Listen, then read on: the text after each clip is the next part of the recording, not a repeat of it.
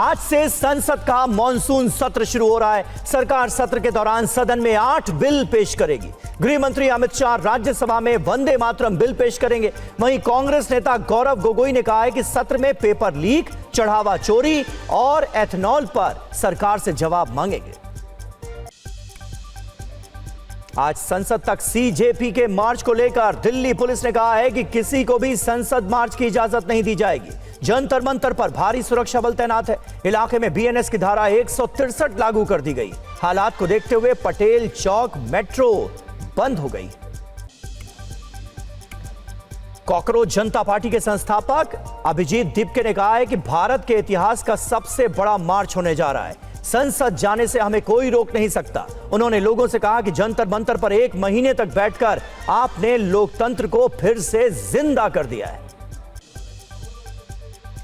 Activist Sonam Wangchuck ने social media के जरिए कहा है कि अगर सरकार शिक्षा व्यवस्था में नाकामियों, पेपर लीक की जिम्मेदारी ले तो मैं अपना अनशन खत्म कर दूंगा। उन्होंने विपक्षी नेताओं से इन मामलों को संसद में उठाने की अपील की।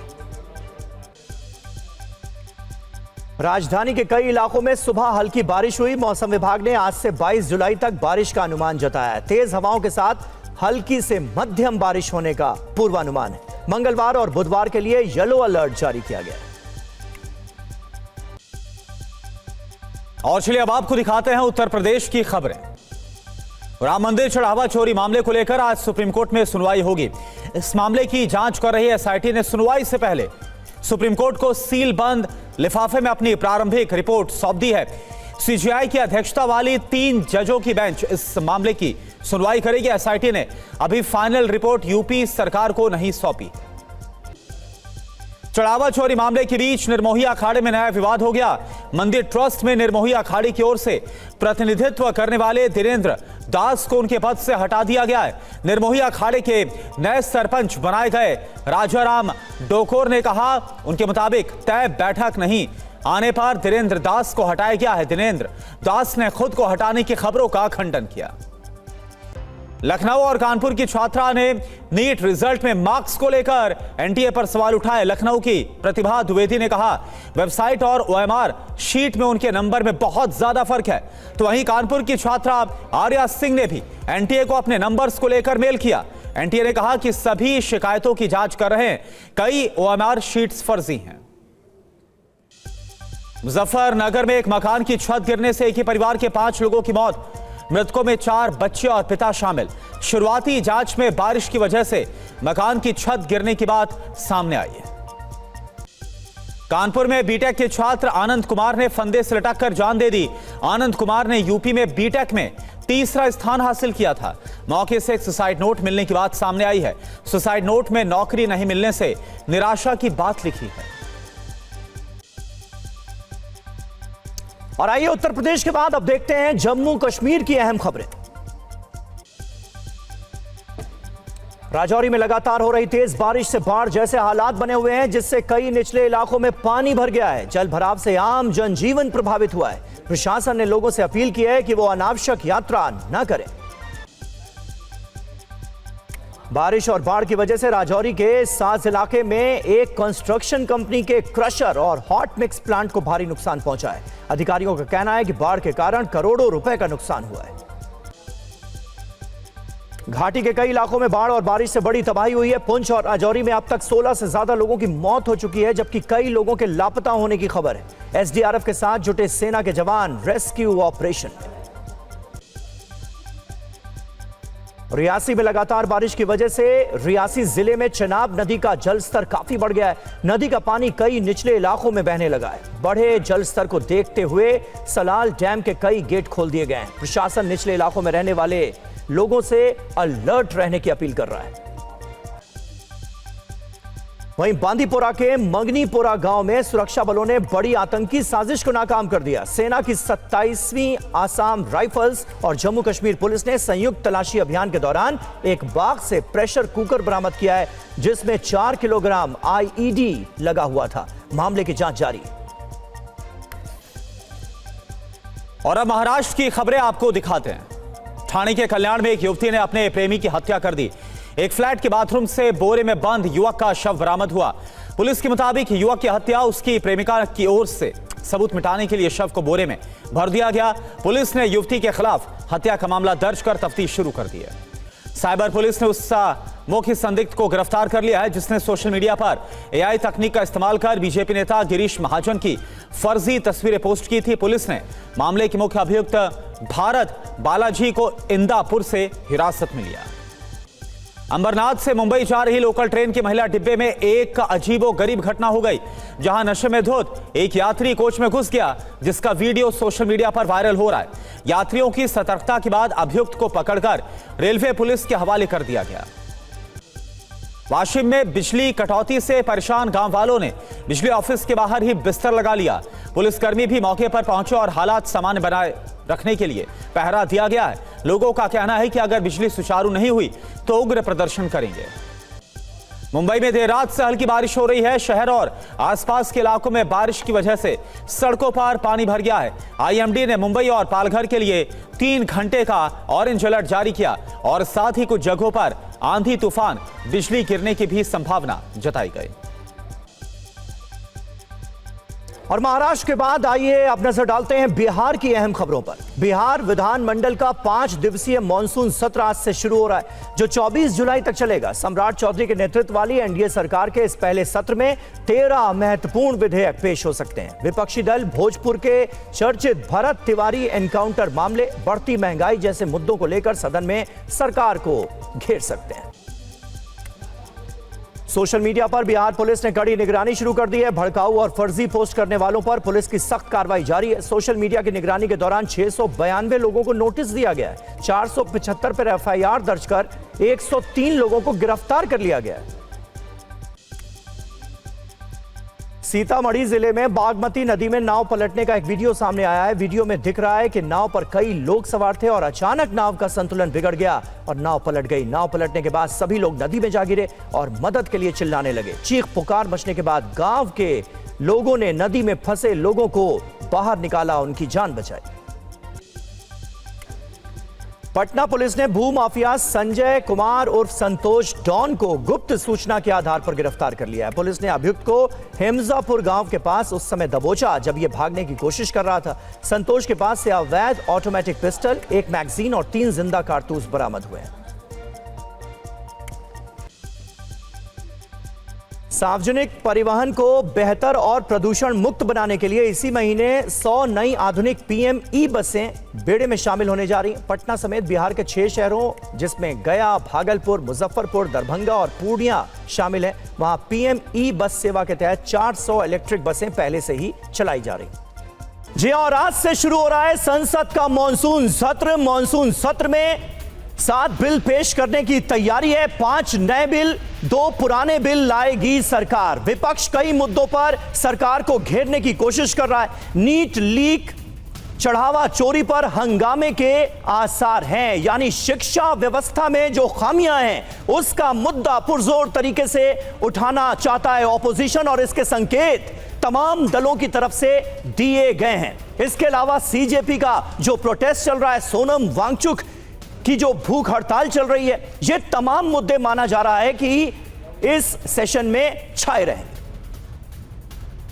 और इस बीच बड़ी खबर आपको बताएं, मानसून सत्र पर स्पीकर ओम बिरला का पोस्ट, राष्ट्रहित जनहित में सार्थक चर्चा हो, यह स्पीकर ओम बिरला की तरफ से कहा गया है। संसदीय गरिमा के अनुरूप प्रयास होना चाहिए, सकारात्मक भावना से सहभागी बने, स्पीकर की तरफ से यह कहा गया है। सार्थक, ये देखिए एक्स पर जो पोस्ट किया गया, सार्थक संवाद के सहभागी बने, यह स्पीकर ओम बिरला की तरफ से कहा गया है। यानी एक तरफ आप समझिए कि विपक्ष की तरफ से तमाम जो मुद्दे हैं वो उठाने की तैयारी है और इन सब के बीच स्पीकर ओम बिरला का यह पोस्ट हम आपको दिखा रहे हैं। और आइए सीधे रुख करते हैं दिल्ली का। आनंद प्रकाश पांडे हमारे संवाददाता इस वक्त हमारे साथ मौजूद हैं और हमारे तमाम सहयोगी धीरे धीरे करके जुड़ेंगे। और देखिए, मैंने कहा और कुमार विक्रांत नजर आ गए, कांग्रेस पार्टी का और पूरे इंडिया गठबंधन का क्या रुख नजर आ रहा है तमाम मुद्दों को लेकर, ये हम उनसे जानने की कोशिश करेंगे। लेकिन पहले आनंद आपके पास आऊंगा, सरकार की क्या तैयारी है, क्योंकि ऑपोजिशन का रुख कई मसलों पर, कई बड़े और अहम मुद्दों पर हमलावर नजर आ रहा है। सरकार की क्या तैयारियां हैं, क्या कोशिश की गई है कि तमाम बिलों को सरकार पास करवाने में कामयाब हो जाए?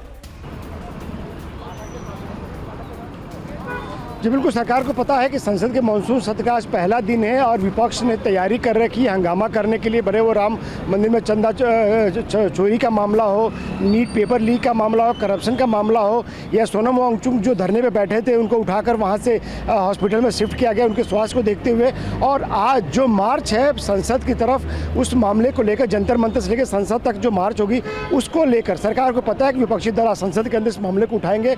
हालांकि 11 बजे संसदीय कार्रवाई शुरू होगी और मार्च को देखते हुए हम बता दें कि संसद परिसर के चारों तरफ पुलिस ने भारी बैरिकेडिंग की हुई है। पुलिस और पैरामिलिट्री के फोर्सेस के यहाँ पर लगाया गया है कि जिस तरह से आज कॉल दी गई है कि मार्च किया जाएगा और जंतर मंतर से लेकर, और इसके लिए तमाम युवा जो है वो जंतर मंतर इकट्ठा होने शुरू भी हो गए हैं। तो इसको लेकर जो संसद भवन के चारों तरफ बैरिकेडिंग कर दी गई है, सुरक्षा बढ़ा दी गई है, पैरामिलिट्री फोर्स से दिल्ली पुलिस के जवानों को की यहाँ पर तादाद बढ़ाई गई है। सरकार को पता है कि बाहर भी हंगामा होगा, सड़क पर भी आज हंगामा होगा और संसद के अंदर भी विपक्षी दल है वो अलग अलग मुद्दों को लेकर सरकार को घेरने की कोशिश करेंगे। और यही वजह है कि सरकार ने भी दो हाथ करने के लिए आज राज्यसभा में वंदे मातरम बिल, यानी कि राष्ट्रीय सम्मान और राष्ट्रीय प्रतीकों के अपमान से संबंधित जो बिल है, जिसके तहत 1971 कानून में संशोधन करके वंदे मातरम बिल के वंदे मातरम के गायन पर और उसका अवरोध पर रुकावट पैदा करने को लेकर भी उसी तरह की सजा का प्रावधान करने की तैयारी है जैसा राष्ट्रगान को लेकर है। तो सरकार ने भी संसद के अंदर अपनी तैयारी कर रखी है,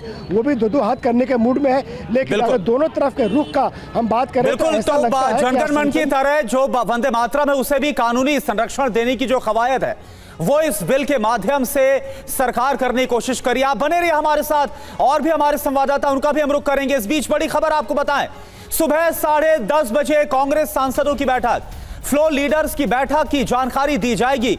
संसद भवन में खड़गे की अध्यक्षता में बैठक होने वाली है। तो आपको बता दें कि सुबह 10:30 बजे कांग्रेस सांसदों की बैठक है। और देखिए, राम मंदिर में चढ़ावा चोरी पर राज्यसभा में चर्चा की मांग की गई है। कांग्रेस पार्टी की तरफ से यह डिमांड की गई है। कांग्रेस सांसद रणदीप सिंह सुरजेवाला ने इसे लेकर नोटिस दिया है। चर्चा के लिए कामकाज स्थगित करने का नोटिस दिया है। और एक और बड़ी खबर, नए दल बदल विरोधी कानून पर भी चर्चा की मांग की गई है। नए कानून के प्रस्ताव पर चर्चा की मांग की गई है। मनीष तिवारी ने काम रोको प्रस्ताव का नोटिस दिया है। बड़े पैमाने पर दल बदल को रोकने की मांग की जा रही है। नए कानून में आलोचनात्मक सहमति की जगह होगी।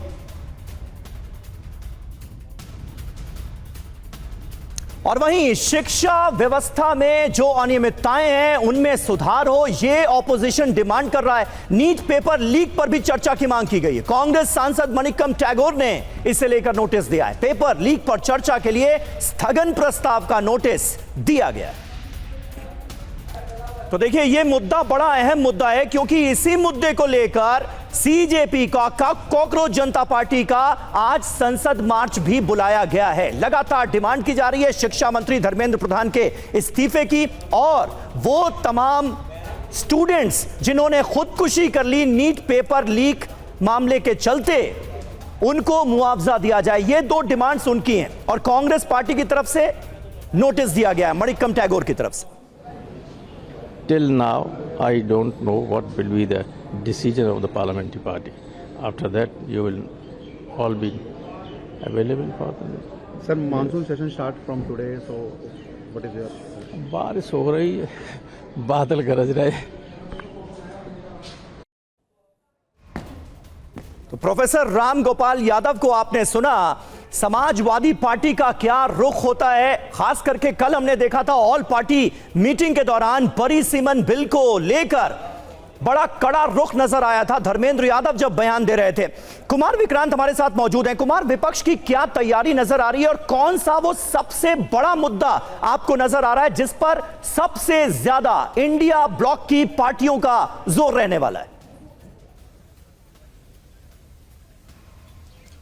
ये देखिए, 10 बजे जो विपक्षी दल के फ्लोर लीडर्स हैं उनकी खड़गे के साथ बैठक होगी और उसके बाद 10:30 बजे खड़गे अपने सांसदों को बताएंगे कि क्या रणनीति रहने वाली है। लेकिन सूत्रों का यह कहना है कि जो नीट का मामला है, चंदा चोरी का मामला है, जिस पर कि नोटिस दिया गया है, और जिस तरीके से टीएमसी को और शिवसेना उद्धव ठाकरे को तोड़ा गया है, उस मामले को लेकर के ये 3 अहम मुद्दे रहेंगे जिसको लेकर विपक्ष हल्ला बोल करेगा। और जिस तरीके से बाहर हंगामा रहेगा, आप कह सकते हैं सड़क से लेकर संसद तक पूरी तरह से हंगामे के आसार हैं।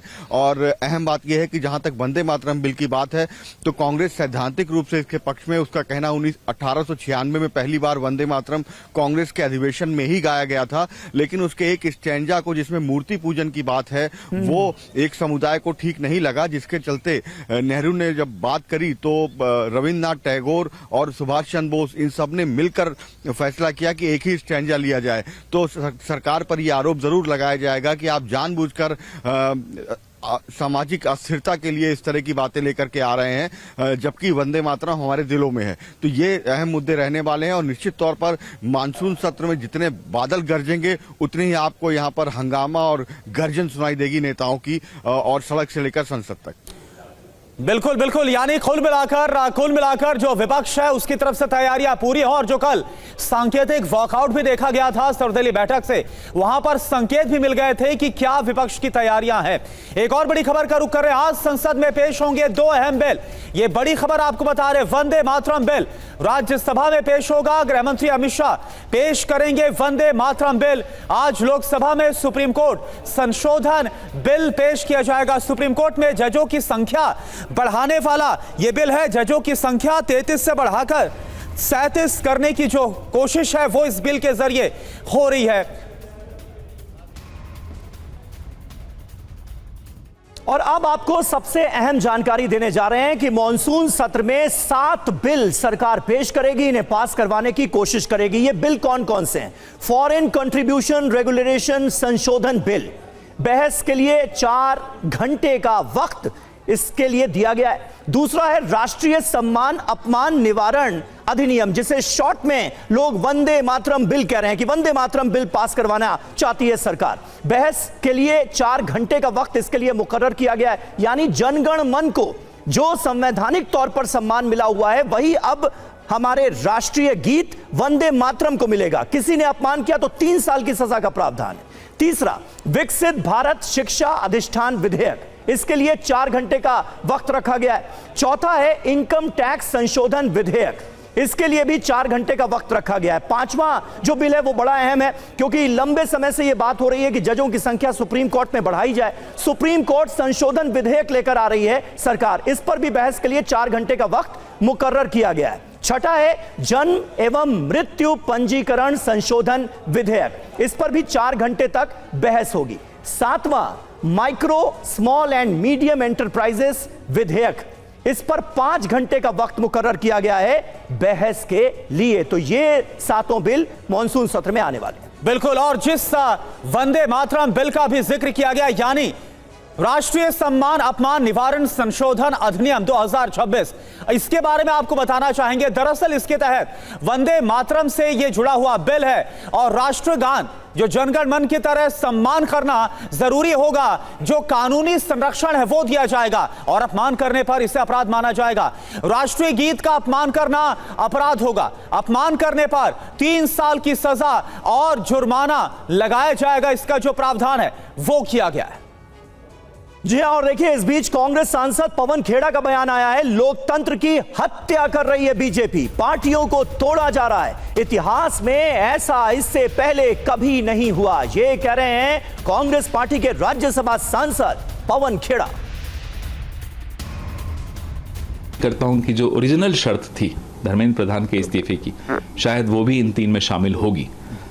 विपक्ष अपना काम कर रहा है, बदस्तूर कर रहा है, लगातार कर रहा है। कोटा में छात्रों की गूंज हुई, उसके बाद देहरादून में हुई, आने वाले दिनों में आपको और शहरों में भी दिखेगी। और इस दौरान एनएसयूआई और यूथ कांग्रेस पूरे देश में इस मुद्दे को बहुत प्रखरता से उठा रहा है। और चलिए रजनीश रंजन का रुख कर रहे हैं। और रजनीश, हमने पवन खेड़ा को सुना, उनकी तरफ से यह कहा गया है कि सरकार लोकतंत्र की हत्या कर रही है। दूसरी तरफ विपक्ष का क्या रुख है वो कल की सर्वदलीय बैठक में देखने को मिला, जब सांकेतिक तौर पर वॉकआउट किया गया। जो अलग गुट है, बागी गुट है टीएमसी का, जो 20 सांसद है उनको बुलाया गया, इसको लेकर विरोध। और दूसरी तरफ कांग्रेस की तरफ से कार्य स्थगन प्रस्ताव दिया गया है। क्या होने वाला है, क्योंकि सरकार की कोशिश है आज 2 बिल भी पेश करने की। देखिए बहुत ज़्यादा हंगामा होगा, इसकी आशंका को आप खारिज नहीं कर सकते हैं। कल ट्रेलर जरूर दिखाया है विपक्षी पार्टियों ने, और तृणमूल कांग्रेस के जो बागी गुट के जो सांसद हैं उनको उम्मीद है कि आज ही उनके अलग गुट को मान्यता देने का फैसला स्पीकर कर सकते हैं। कल उन्होंने तमाम कागजात स्पीकर को जाकर जमा करा दिए हैं और कुछ लोगों से जो मेरी बात हुई है उनका ये कहना है कि आज ये फैसला संसद सत्र की शुरुआत के समय ही स्पीकर की ओर से कर दिया जाएगा। अगर ऐसा होता है तो निश्चित तौर पर तृणमूल कांग्रेस के जो बचे हुए सांसद हैं, जो ममता बनर्जी गुट के हैं, वो बहुत ज़्यादा आक्रामक रुख अपनाएंगे और सीधे सीधे एक बार फिर से वॉकआउट तृणमूल कांग्रेस की अगुवाई में तमाम विपक्षी पार्टियां कर सकती है। तो शुरुआत आज मानसून सत्र का बहुत हंगामेदार होना है। बहुत सारे दूसरे मुद्दे हैं जिसको लेकर विपक्षी पार्टियों ने अपना रुख पूरी तरह से साफ कर दिया है, लेकिन जो हंगामा होगा ऐसा लगता है एनसीपीआई को अलग गुट का मान्यता देने के बाद इसकी शुरुआत विपक्षी पार्टियों की ओर से की जाएगी। बिल्कुल बिल्कुल रजनीश, बने रहे आप हमारे साथ। कल भी इस मुद्दे पर अच्छी खासी तनातनी देखने को मिली थी और आज अगर स्पीकर मान्यता दे देते हैं इस बागी गुट को तो फिर एक बार टीएमसी की तरफ से विरोध किया जा सकता है, इसके आसार नजर आ रहे हैं। और कल 9:30 बजे एनडीए संसदीय दल की बैठक होगी। संसद की लाइब्रेरी बिल्डिंग में यह मीटिंग होगी। सत्र के दौरान हर मंगलवार को यह मीटिंग होती है, लेकिन खबर यह नहीं है, खबर यह है कि एक नई बात जोड़ी गई है। अब मंगलवार की मीटिंग को मंगल मिलन कहा जाएगा। मंगल मिलन मीटिंग होगी मंगलवार को, यह तय किया गया है। और देखिए एक और बड़ी खबर, टीएमसी के जो 20 बागी सांसद है जो अलग गुट बना चुके हैं, इस पर आज फैसला संभव है। जैसा रजनीश की तरफ से बताया जा रहा था हमारे संवाददाता, लोकसभा स्पीकर विलय पर आज फैसला ले सकते हैं। उम्मीदवार की तरफ से आज फैसला लिया जा सकता है। संसद में अलग बैठने की जगह मिल चुकी है। कल सर्वदलीय बैठक में बुलाने पर विपक्ष भड़क गया था। हमने टीएमसी सांसद महुआ मोइत्रा को भी सुना था, उनकी तरफ से कहा गया था कि आखिर किस आधार पर जो 20 सांसद है उनको बुलाया गया। विक्रांत इस वक्त हमारे साथ, कुमार विक्रांत जुड़े हुए हैं। कुमार विक्रांत, क्या खबर है? क्योंकि कल हमने महुआ मोइत्रा को सुना गया था, उनकी तरफ से कहा गया वॉकआउट इसलिए किया गया क्योंकि गैर मान्यता प्राप्त किसी गुट को आप कैसे बुला सकते हैं? यही तकनीकी मुद्दा महुआ मोइत्रा ने, टीएमसी सांसद ने उठाया था, जिसके बाद तमाम विपक्षी दलों ने सांकेतिक तौर पर सर्वदलीय बैठक से वॉकआउट कर दिया था। हालांकि बाद में उसके बाद वो सभी सांसद पहुंचे थे। तो ये एक बड़ा अहम मुद्दा है जिसको लेकर के हंगामा होना तय है। इसके अलावा आप चंदा चोरी की बात करें और नीट की बात करें, आज के 3 अहम मुद्दे नजर आते हैं। और जहां तक वंदे मातरम बिल की बात है, मैं फिर आपको बता दूं, वंदे मातरम को लेकर सैद्धांतिक रूप से सभी दल सहमत हैं। उनका यह कहना है कि वंदे मातरम में दूसरा स्टैंजा जो जोड़ा गया है वो स्टैंजा 1896 में जब कांग्रेस के अधिवेशन में पहली बार वंदे मातरम गाया गया था, उसके बाद एक समुदाय ने दूसरे स्टैंजे को लेकर ये कहा कि ये हमारे लिए उचित नहीं है, इसमें मूर्ति पूजा की बात आती है। तो वहां पर खुद रविंद्रनाथ टैगोर ने कहा कि ठीक है, एक स्टैंजा ही रखिए, दूसरा स्टैंजा हटा दीजिए। तो ऐसे में जब सरकार दोनों स्टैंजा को इसमें लेकर के आ रही है तो विपक्ष का कहना है कि सरकार सिर्फ और सिर्फ धार्मिक ध्रुवीकरण करना चाहती है, राजनीति करना चाहती है वंदे मातरम के नाम पर। तो ये भी हंगामे का एक पहलू बनने वाला है। तो कुल मिलाकर मैं फिर कहूंगा, मानसून में बादल गरजे ना गरजे, बारिश हो ना हो, लेकिन संसद से सड़क तक विपक्षी दल हंगामा करने वाले हैं और गर्जना इसकी सुनाई देगी आपको कुछ देर बाद संसद भवन में। बिल्कुल, कुछ देर बाद संसद भवन में इसकी गर्जना सुनाई देगी। इन तमाम मुद्दों का शोर और जोर नजर आएगा, यह साफ नजर आ रहा है। और इस बीच बागी सांसदों पर बोले अर्जुन राम मेघवाल, बागी सांसदों की आवाज दबाई नहीं जा सकती। स्पीकर ने उनके लिए सीटें तय की हैं। सर्वदलीय बैठक में कभी इससे पहले वॉकआउट नहीं देखा। अर्जुन राम मेघवाल का बयान।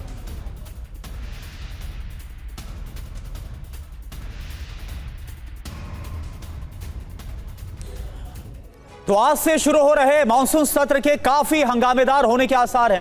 कल सर्वदलीय बैठक में इसकी तस्वीर देखने को मिल गई। हालांकि इसी सर्वदलीय बैठक के बाद 2 ऐसी तस्वीरें भी सामने आई है जो नए समीकरण और नई बोनहॉमी दिखाने के लिए काफी है। दरअसल बैठक के बाद सभी दलों के नेता जब बाहर निकलने लगे तब शरद पवार की बेटियां और सुप्रिया सुले ने राजनाथ सिंह के पैर छुए। ये देखिए आपको तस्वीर आपको हम दिखा रहे हैं। वहीं जयराम रमेश ने राजनाथ सिंह से हाथ मिलाया और तब राजनाथ सिंह ने पूछा कि क्या हो गया, जिसके जवाब में जयराम रमेश ने कहा कि ठीक है सर, हम जो कहते हैं कुछ और करते हैं। तो ये देखिए आप जयराम रमेश की जो तस्वीर है वो आप देख रहे हैं जब उन्होंने हाथ मिलाया राजनाथ सिंह, जिनकी अध्यक्षता में कल सर्वदलीय बैठक हुई। और उसके बाद ये तस्वीरें निकलकर सामने आई। एक तरफ सुप्रिया सुले जो पैर छूती हुई नजर आई, वो भी आप देख पा रहे हैं।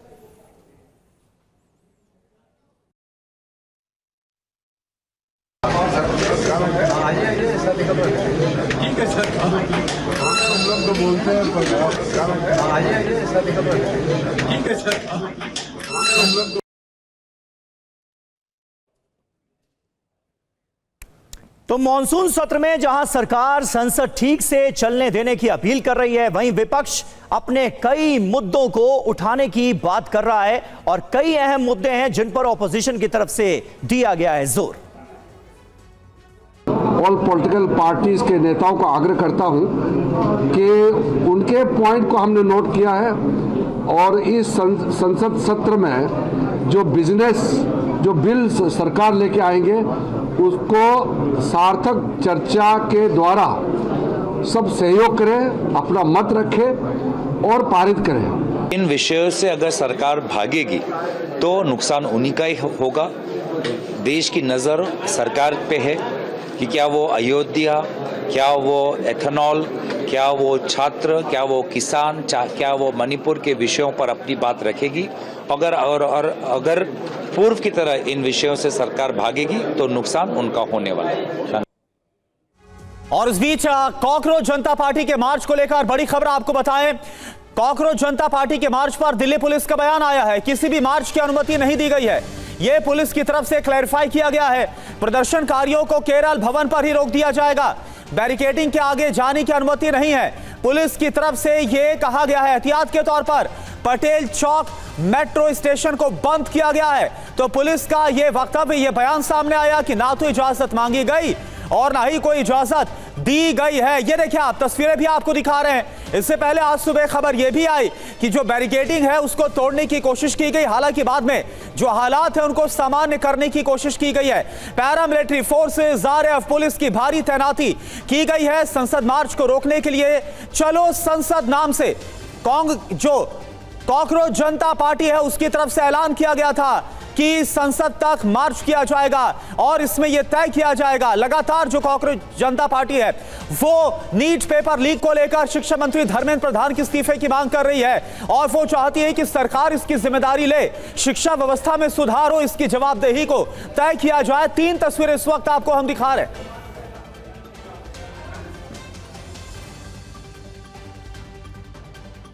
और देखिए, सीजेपी के संसद मार्च से जुड़ी एक अहम खबर और आपको बता दें, केंद्रीय सचिवालय मेट्रो स्टेशन को बंद कर दिया गया है। डीएमआरसी ने सोशल मीडिया पर इसकी जानकारी दे दी है। एहतियाती तौर पर आज ये कदम उठाए जा सकते हैं, इस बात की संभावना पहले से थी। राजीव चौक, पटेल चौक मेट्रो स्टेशन को भी बंद कर दिया गया है। सुरक्षा कारणों से जनपथ मेट्रो स्टेशन भी बंद कर दिया गया है।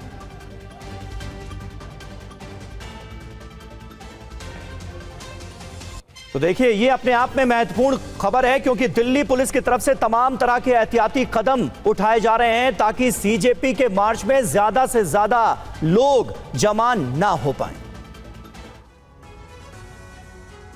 और आइए अब खबरों में आगे बढ़ते हैं। पहाड़ से लेकर मैदान तक कुदरत का सैलाबी सितम जारी है। जम्मू कश्मीर और पूर्वोत्तर के राज्यों समेत देश के कई जिलों में भारी बारिश और बाढ़ ने जिंदगी की रफ्तार थाम दी है, लेकिन कुदरत के क्रोध का सबसे बड़ा शिकार बना है कश्मीर का राजौरी और पुंछ इलाका। यहां बादल फटने से अब तक 16 लोगों की मौत हो चुकी है, जबकि कई लोगों के अभी भी मलबे में दबे होने की आशंका है। यह ग्राउंड रिपोर्ट देखिए।